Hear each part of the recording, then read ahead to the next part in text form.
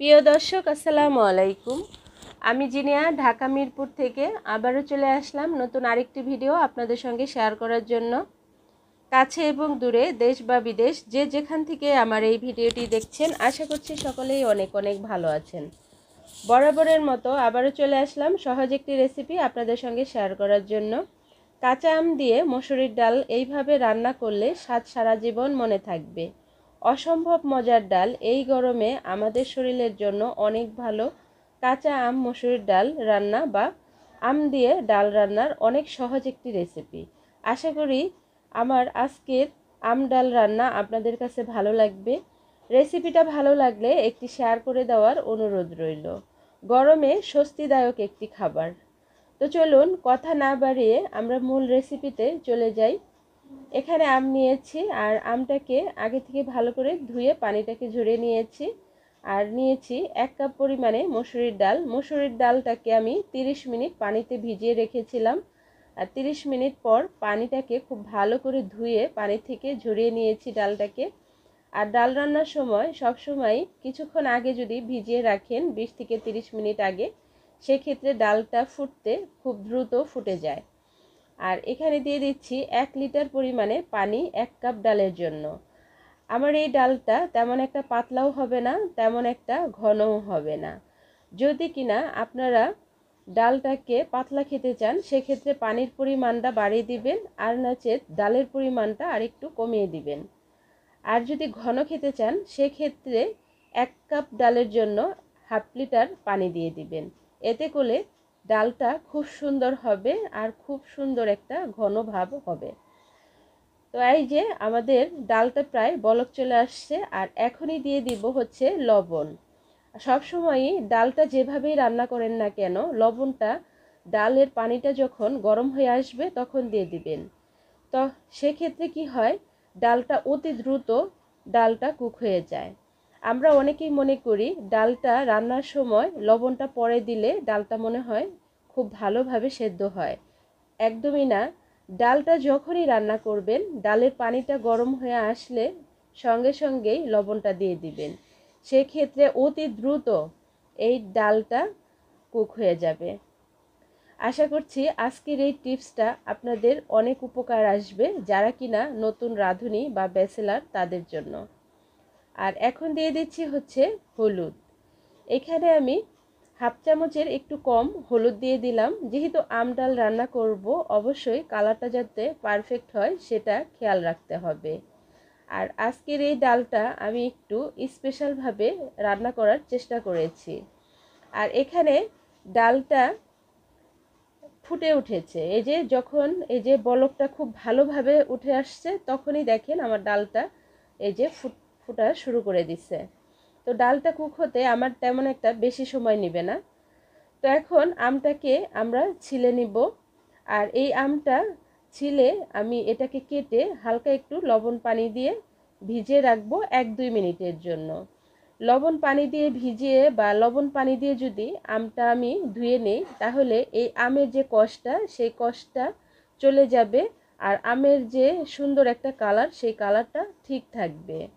তো একটি আমকে আমি 8 টুকরা করে নিব, এই যে এইভাবে। আর এই আমগুলা কাটার পর এই আমের ভিতরে একটা আঁশ থাকে, এই যে এই আঁশটাকে আমি যেরকমভাবে তুলে ফেলে দিচ্ছি। আর এখন এই যে বাটিতে একটু পানি দিয়ে দিলাম, আর দিয়ে দিচ্ছি হচ্ছে কিছুটা লবণ। এই যে সামান্য একটু লবণ, যাতে করে এই আমের কষটা চলে যায়। আর এদিকে আমাদের ডালটা কিন্তু আমটা কাটতে কাটতে যতক্ষণ সময় লেগেছে, ঠিক ততক্ষণ সময়ে আমাদের ডালটাও এই যে খুব সুন্দরভাবে কিন্তু ফুটে উঠেছে। আর আজকের এই ডালটা আমি কোনো রকম ঘুঁটা দিব না। ডালটা যেভাবে খুব ভালোভাবে ফুটে উঠেছে ঠিক সেভাবেই রাখবো। আর ডালটা কিন্তু একদমই 100% কুক হয়ে খুব সুন্দরভাবে ফুটে গেছে। আর গ্রেভিটাও এতক্ষণে ঘন হয়ে আসছে। আর এই যে দিয়ে দিচ্ছি হচ্ছে আম। আমি এখানে একটি আম ব্যবহার করেছি, একটি আমকে 8 টুকরো করে ব্যবহার করেছি। তো আম দেওয়ার পর বেশিক্ষণ রান্না করব না, আমটা গলে গেলে আম ডালটা কিন্তু খেতে ভালো লাগে না। এর জন্য খেয়াল রাখতে হবে আমটা যেন গলে না যায়। আমটা দেওয়ার পর 1 মিনিটের মতো আমি এটাকে খুব ভালোভাবে ফুটিয়ে নিব। যতক্ষণ না খুব ভালোভাবে ফুটে আসছে ঠিক ততক্ষণ পর্যন্ত। তো আমি এটাকে 1 মিনিটের মতো আম দেওয়ার পর খুব ভালোভাবে ফুটিয়ে নিয়েছিলাম। আর আমার আমটা এতটা পারফেক্টভাবে কুক হয়েছিল, আর ডালটার কালারটাও অনেক সুন্দর হয়েছে। আর এই আমটা বলেছি একটু স্পেশালভাবে আমি রান্না করেছি, সেটা হচ্ছে এই আম ডালটা আমি সরিষার তেল দিয়ে এটাকে বাগার দিব। আমরা সাধারণত সবসময় ডালটা সয়াবিন তেল, রান্নার রেগুলার তেল যেটা, সেটা দিয়ে বাগার দিই। কিন্তু আম ডালটা যদি স্পেশাল করে খেতে চান সেই ক্ষেত্রে সরিষার তেল দিয়ে আম ডালটাকে বাগার দিতে হবে। এতে করে ডালের কালারটা খুব সুন্দর আসবে, আর ডালটা খেতেও অসাধারণ লাগবে। আর এই ডালটার থেকে এত সুন্দর একটা ফ্লেভার বের হবে, সারা জীবন মনে থাকবে এই সুগন্ধটার কথা। তো তেলটা যখন গরম হয়ে আসছে তখন আমি এখানে হাফ চামচের কম পরিমাণে আস্ত জিরা আর 5-6টি শুকনো মরিচ ফোড়ন দিয়ে দিলাম। এটার থেকে যখন খুব সুন্দর একটা ফ্লেভার বের হবে তখন দিয়ে দিব এখানে রসুন কুচি। আমি এখানে বড় রসুনগুলা সেই বড় রসুনের অর্ধেকটা রসুন গোল গোল করে পাতলা পাতলা করে কেটে দিয়েছি। গোল গোল করে কেটে দেওয়ার কারণে ডালের উপরে যখন এই রসুনটা ভেসে উঠবে দেখতে অনেক সুন্দর লাগবে। এর জন্য আমি রসুনটাকে গোল গোল করে কেটেছি। আর যখন রসুনটা হালকা একটু ভাজা হয়ে যাবে তখন দিয়ে দিব হচ্ছে পেঁয়াজ কুচি। এতে করে রসুনের যে পারফেক্ট একটা ফ্লেভার, সেই ফ্লেভারটা ঠিক থাকবে। এখন এই পেঁয়াজ রসুন সবগুলোকে একটু ব্রেস্তার মতো করে আমি ভেজে নিচ্ছি। আর বন্ধুরা, এখন পর্যন্ত যারা সঙ্গে থেকে ভিডিওটি উপভোগ করছো, একটি লাইক দিতে ভুলে গেছো। একটি ছোট্ট লাইক দিয়ে ভিডিওটি কন্টিনিউ করার অনুরোধ রইল। আপনার একটি ছোট্ট লাইক আমার জন্য খুবই ইম্পর্টেন্ট, অতএব লাইকটা কেউ মিস করবেন না। এখন আমি নামিয়ে নিলাম, আর এখানে আমাদের চুলায় বসিয়ে দিলাম আমাদের ডালটা। আর এই ডালের উপরে এইভাবে ফোড়নটা দিয়ে দিলাম। কত সুন্দর একটা ফ্লেভার এসেছে, আর কালারটাও দেখেন কত সুন্দর হয়ে গেল। এই সরিষার তেলটা দেওয়ার কারণে এই ডালটা স্পেশাল হয়ে গেল।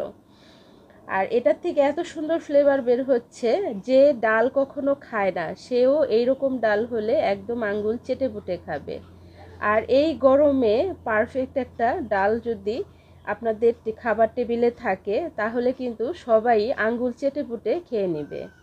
এই যে আমাদের দেখেন আমটার কালারটাও কত সুন্দর হয়েছে। আমি একটু হাতা দিয়ে দেখিয়ে দিচ্ছি আমটা কত সুন্দরভাবে কুক হয়েছে। আমটা কিন্তু একদম গলে যায়নি, আমটা একদম পারফেক্টভাবে কুক হয়ে গেছে। আর এই ডালটা আপনাদের কাছে যদি ভালো লাগে অবশ্যই একটি লাইক, কমেন্ট এবং শেয়ার করে দিবেন। আর যারা নতুন বন্ধু হয়ে আমার চ্যানেলে আসছেন তারা অবশ্যই 24 ঘন্টা অপেক্ষা করবেন। 24 ঘন্টা পর আমিও আসবো আপনাদের চ্যানেলটিকে ভিজিট করে আপনাদের পরিবারের সদস্য হয়ে যাওয়ার জন্য। আর যারা পুরাতন বন্ধু সবসময় আমাকে সাপোর্ট দিচ্ছেন তাদেরকে অসংখ্য ধন্যবাদ। তো ভালো থাকবেন, আল্লাহ হাফেজ।